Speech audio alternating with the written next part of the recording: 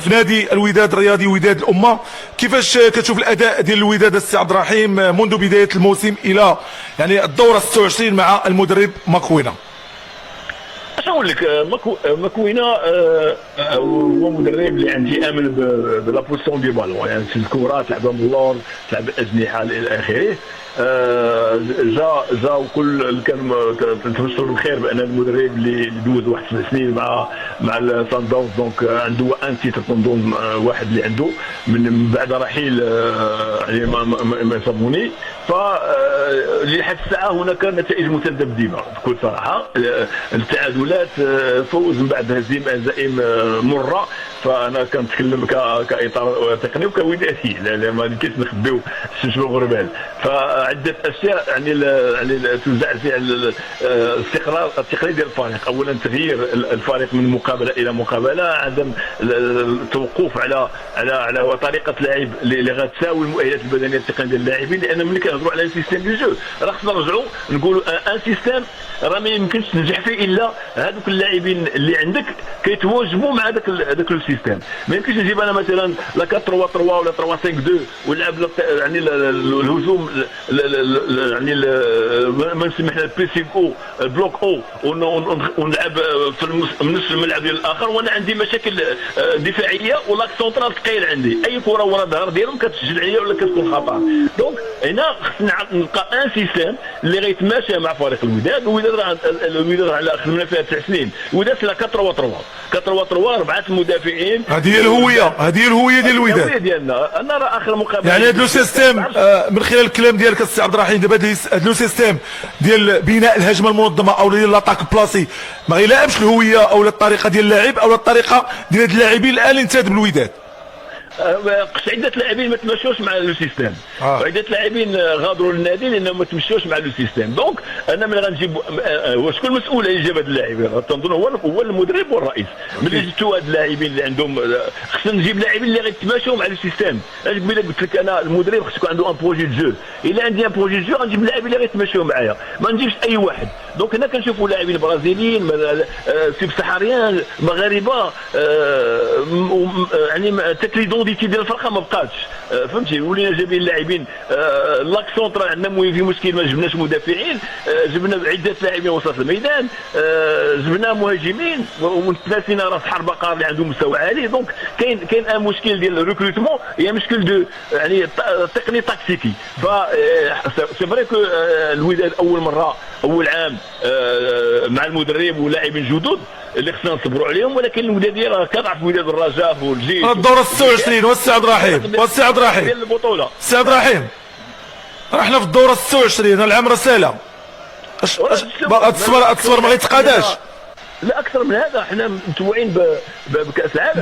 برافو. وانت راه عندك كاس العالم هنا هذه السنه هذه اخر سنه عندك كاس العالم.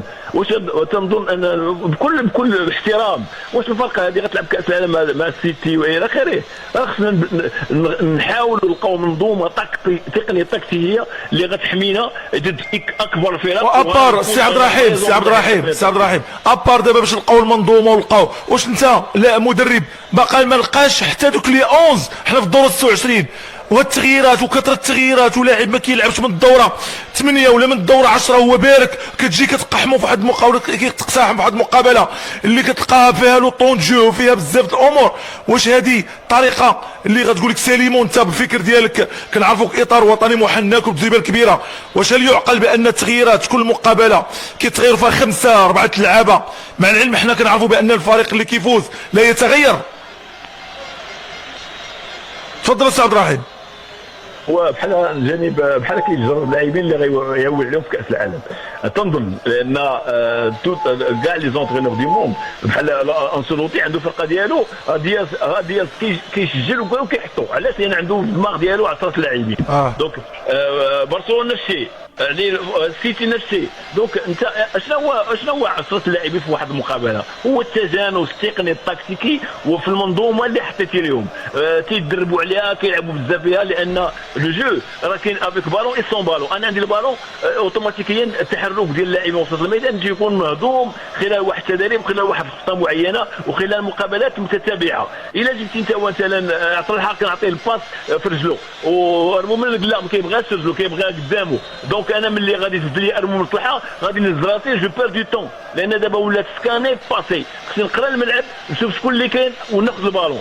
دابا مشكل كبير ان اي لاعب كيشدها كيهبط راسو ويهز راسو، لانه تغير عليه اللاعب اللي حداه، تغيرت عليه طريقه اللعب، تغير عليه يعني التجانس التقني مع اللاعبين الى اخره. فانا كنتمنى يوصلوا لي هذه الهضره هذه، انه يجب ان يجد 10 لاعبين او 11 لاعب في اقرب وقت ويلعب بهم هاد 5 ولا 6 مقابلات اللي باقا وكاس العرش، باش يكون واجد في كاس العالم للانديه القادمه. اكيد نمشيو لكاس العالم للانديه. السي عبد الرحيم يقدر يكون هو السؤال الاخير يعني في هذه الحلقه.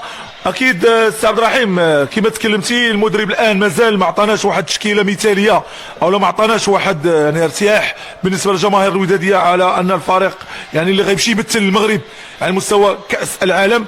اولا تكلمتي بما هو تقني، ما هو يعني تكتيكي، ما هو يعني الشوفه ديالك السي عبد الرحيم كاطار ومجرب.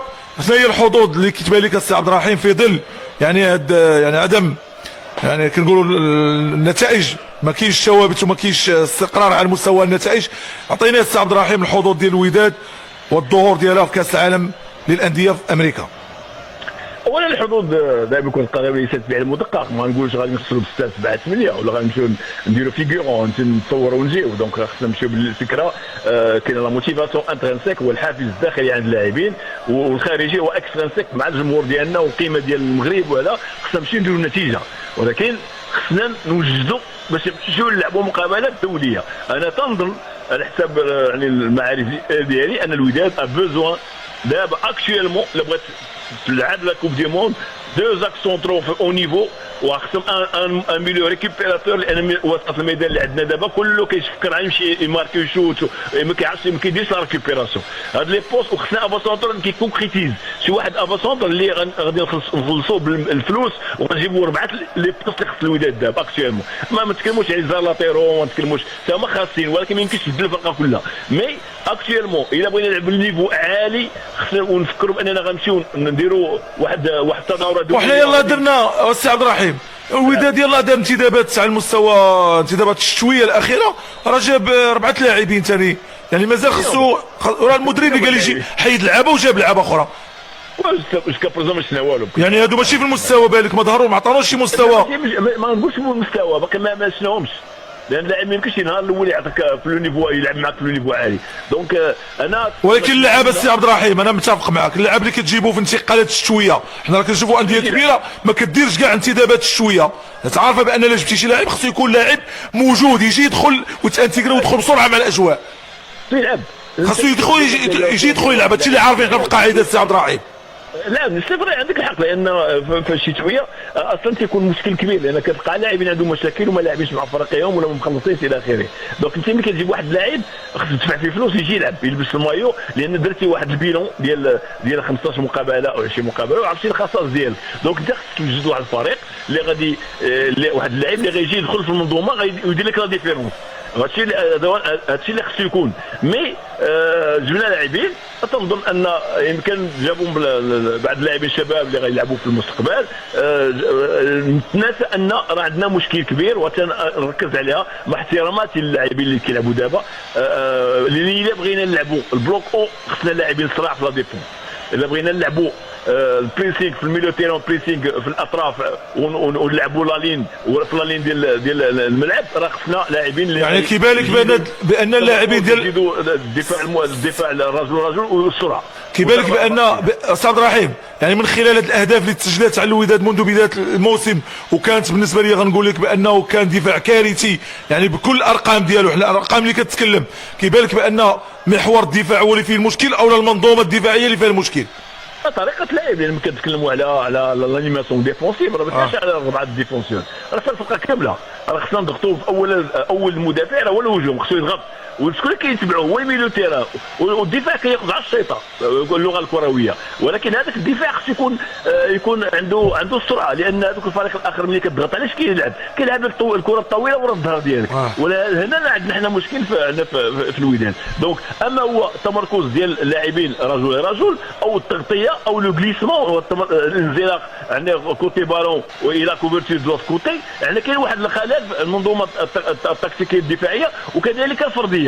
اذا بهذا الفريق هذا غنلعب انا الميديون، نلعب انا وسط نص الملعب ديالي ميديون، ونلعب بطريقه 4-3-3 ونحاول نسجل، وعندنا لاعبين اللي يقدروا يمشي يسجلوا، ولاعبين اللي عندهم مهارات فرديه الى اخره. يعني السي عبد الرحيم من خلال القول ديالك كيبان لك بان هذه المجموعه اللي كاينه في الوداد قادر بانك تصنع منها واحد الفريق او واحد لي 11 اللي قدروا يكونوا يعني يمثلوا الوداد احسن تمثيل. صحيح، لان هذا ماشي لاعبين ما عندوش مستوى، كلهم لاعبين عندهم مستوى. الدور ديال المدرب دابا السي عبد الرحيم هذا خصو هو اولا، لان اللاعب اللي كتلعبوا اليوم وتخرجوا قداش يوقع عليه من الناحيه النفسيه، تولي عنده شكوك، تولي شك من اللاعب اللي كيشك في نص ديال المهارات التقنيه الفرديه، تولي خايف منك غادي تخرجوا وهو لعب مقابله مزيانه وشكروا الناس كتبوا عليه وانت جيتي حطيتيه، اش يوقع عليه؟ تيوقع عليه ما تبقاش الثقه بينك وبينه. اذا هذا اللاعب تيولي مليح، واخا تدخلوا مره اخرى تيولي دائما اللاعب هاضي معاك. اذا هنا تيولي خص لا كومونيكاسيون، حنا كاين دو كومونيكاسيون، لا كومونيكاسيون دوغماتيك اي اكتيف. دوغماتيك هو انا وربكم الاعلى اللي دوان نقطع عليه راسو، واش ما خصوش يكون، خص يكون يعني ريسبونسابيلتي لي جوور، نريح معاهم انديفيديوالمون اي كوليكتيفمون، لان اللعاب دابا اكشوالمون خص تريح معاه فردي وتسر له علاش ريحتك وانت باغيك، وعاد كنريحوا مع المجموعه كمجموعه باش نخلقوا واحد المجموعه يعني المتجانسه من الناحيه النفسيه ومن الناحيه التقنيه البدنيه والتكتيكيه. اكيد.